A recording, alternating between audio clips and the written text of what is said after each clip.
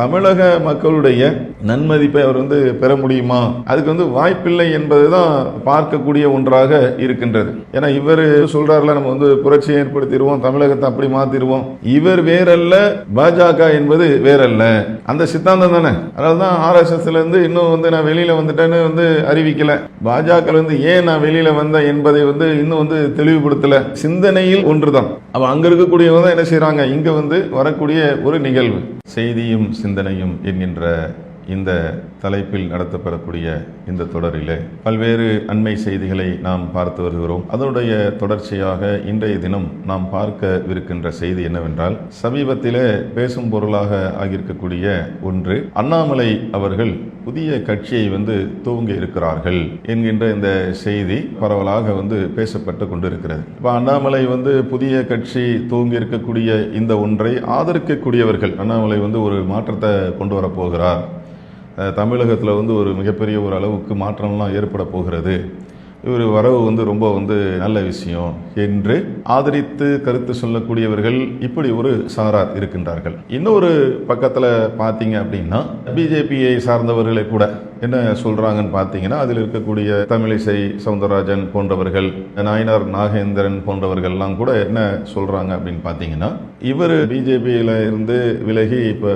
புதிய கட்சியை துவங்கியிருக்கிறார். ஆனா இவர் விலகியதுனால பிஜேபிக்கு அதுல இவர் இருந்ததுனாலையும் ஒரு பிளஸும் இல்லை, இவர் கட்சியை விட்டு விலகி சென்றதுனாலையும் ஒரு பெரிய அளவுக்கு மைனஸ் இல்லை, ஒரு பாதிப்பு இல்லை, இழப்பு இல்லை என்பது மாதிரி என்ன செய்யறாங்கன்னா, இப்படி ஒரு சாராரும் வரவேற்று கருத்து சொல்லக்கூடிய ஒரு நிலை இருந்தாலும், இன்னொரு பக்கத்தில் என்ன செய்கிறாங்க அப்படின்னா, இன்னும் கூடுதலாக கூட இவங்க என்ன சொல்கிறாங்கன்னா, அண்ணாமலை சொல்லக்கூடிய ஸ்டேட்மெண்ட்டு, தமிழக மக்களுக்கு புரியும் பாஷையில் புரியும் மொழியில் மத்திய அரசாங்கம் பேசுவதில்லை.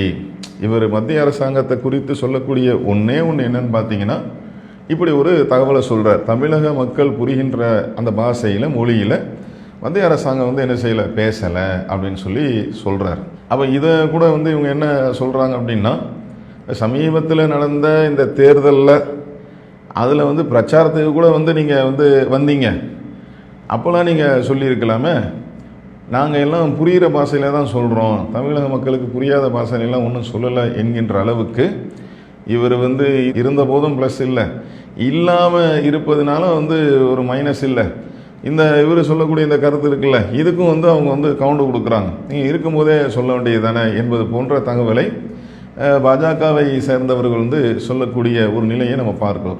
சமூக ஆர்வலர்கள், அரசியல் பார்வையாளர்கள் இவங்கெல்லாம் ஒரு மிக முக்கியமான ஒரு கேள்வியை எழுப்புகின்றார்கள். அண்ணாமலை அவங்க பிஜேபியை விட்டு வந்ததற்கு என்ன காரணம் என்று இன்னும் ஒரு தெளிவுபடுத்தலை. இப்படி ஒரு கேள்வி எழுகின்றது. இதை யாராலும் என்ன செய்யணும்னா மறுக்க முடியவில்லை, தவிர்க்க இயலவில்லை.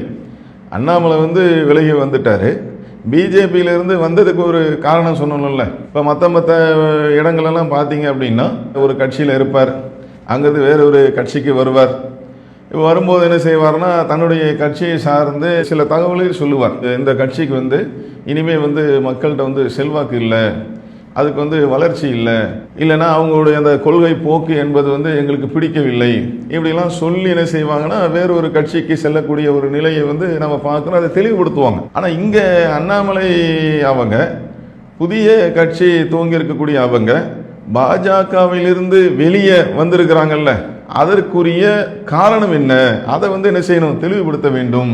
ஆனால் அதை என்ன செய்யலை, தெளிவுபடுத்தலை.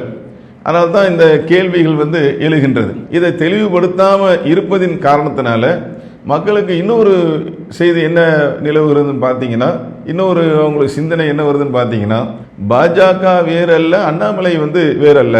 ஏன்னா நியாயமான பல்வேறு கேள்விகளையும் அவங்க எழுப்புறாங்க. எந்த அளவுக்கு எழுப்புறாங்க அப்படின்னா, பாஜகவிலிருந்து விலகி வந்துவிட்டேன், நான் புதிய கட்சியை ஆரம்பித்து விட்டேன் என்று சொல்லக்கூடிய அண்ணாமலை அதுக்கு தகுந்த காரணம் இன்னும் சொல்லலை. அது இல்லாமல் RSS என்று சொல்லக்கூடிய மனித இனத்திற்கு எதிரான ஒரு அமைப்பாக இருக்கக்கூடிய அந்த ஒரு அமைப்பில் இருந்து நான் விலகிவிட்டேன் என்றும் இன்னும் சொல்லலை.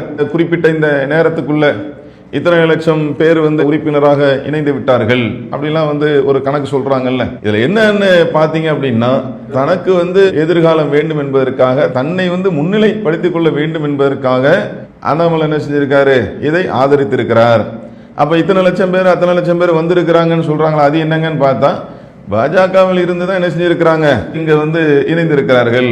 நமக்கு புரிகிற மாதிரி சொல்வதாக இருந்தா, ஒரு ரூம்ல இருக்கக்கூடிய அந்த நபர்கள் வேறொரு ரூம்ல மாறி உட்காருவாங்கல்ல, அது போன்று அண்ணாமலையுடைய அந்த இயக்கத்தில் வருங்காலம் அது கட்சியாக ஆரம்பித்து 31 நாங்கள் தேர்தலில் போட்டியிடுவோன்ற அளவுக்கு சொல்றார். இதுலேயும் பல்வேறு கேள்விகள் எழுகின்றது. தமிழக மக்கள் இவரை எப்படி நம்புவார்கள்? ஏன்னா இவர் வந்ததுக்கான காரணத்தை சொல்லலை, தமிழக மக்களுக்காக குரல் எழுப்பி, ஏன்னா மத்திய அரசாங்கம் பல்வேறு விஷயங்களில் தமிழக மக்களுக்கு என்ன செஞ்சிருக்கு, அநீதி இழைத்திருக்கிறது. எய்ம்ஸ் ஹாஸ்பிட்டல் அது சம்பந்தமான விஷயங்களில் தமிழக மக்கள் அதனால் பாதிக்கப்படும் போது அண்ணாமலை என்ன செய்யலை, அவர் குரல் எழுப்பலை. அது அப்போலாம் ஆதரவு நிலையில் தான் இருக்கின்றார். அது மாதிரி பல்வேறு விஷயங்களில் தமிழக மக்கள் பாதிப்புக்குள்ளாகும் போது தமிழகத்துக்கு உண்டான நிதி ஒதுக்கி அனுப்பவில்லை. பல்வேறு திட்டங்களுக்காக மத்திய அரசாங்கம் நிதி தரணும்ல, அதுக்கு தரவில்லை. அதனால பாதிப்பு தமிழக மக்களுக்கு தானே. அந்த மாதிரி விஷயங்களோடு என்ன செய்யலை, இவர் குரல் எழுப்பவில்லை. அப்போ இப்படி இருக்கக்கூடிய சூழலில் இன்றைக்கு நான் கட்சி ஆரம்பித்து விட்டேன், 2031 நான் போட்டியிடுவேன், அதுக்குள்ள கட்சி ஆரம்பித்து சில நாட்களுக்குள் இவ்வளவு பேர் என்ன செஞ்சிட்டாங்க, உறுப்பினராக சேர்ந்து விட்டார்கள். இப்படிலாம் இவங்க பாணியே இதுதான். உங்களுக்கு நமக்கு புரியறதுக்காக ஒன்று சொல்வதாக இருந்தால், கொஞ்ச நாளைக்கு முன்னாடி உங்கள் எல்லாருக்கும் ஞாபகம் இருக்கும், மிஸ்டு காலில் நாங்கள் என்ன செய்கிற உறுப்பினர் சேர்க்கிறோம் அப்படின்னு சொல்லி என்ன செஞ்சாங்கன்னா அடித்து விட்டாங்க. அவ்வளோ பேர் சேர்ந்தாங்க, இவ்வளோ பேர் சேர்ந்தாங்க, இத்தனை லட்சம் அத்தனை லட்சம் அப்படின்ட்டு. ஆனால் இப்போ சமீபத்தில் நடந்து முடிஞ்ச அந்த தேர்தலுடைய ரிசல்ட் என்னன்னு பார்த்தீங்கன்னா, ஒரு இடத்துல தான் வரக்கூடிய இப்படி இருக்கக்கூடிய நிலை, ரொம்ப ஒரு பின்தங்கிய ஒரு நிலை தான் பாஜகவுக்கு நிலை ஏற்பட்டு இருக்கிறது. எப்போ நீங்கள் மிஸ்டு கால் கொடுத்து இத்தனை பேரை நாங்கள் உறுப்பினர்லாம் சேர்த்துன்னு சொன்னீங்களா, அந்த அவங்களாம் எங்கே போனாங்க? நீங்கள் உறுப்பினராக சேர்த்தீங்கல்ல தமிழ்நாட்டில், அவங்க வந்தாவது ஓட்டு போட்டிருக்கணும்ல. அப்போ என்னன்னா இஷ்டத்துக்கு என்ன செய்யறது, அடிச்சு விடுறது தான். அது மாதிரி தான் இதுவும் 2031 தானே எலெக்ஷன் வரப்போகுது.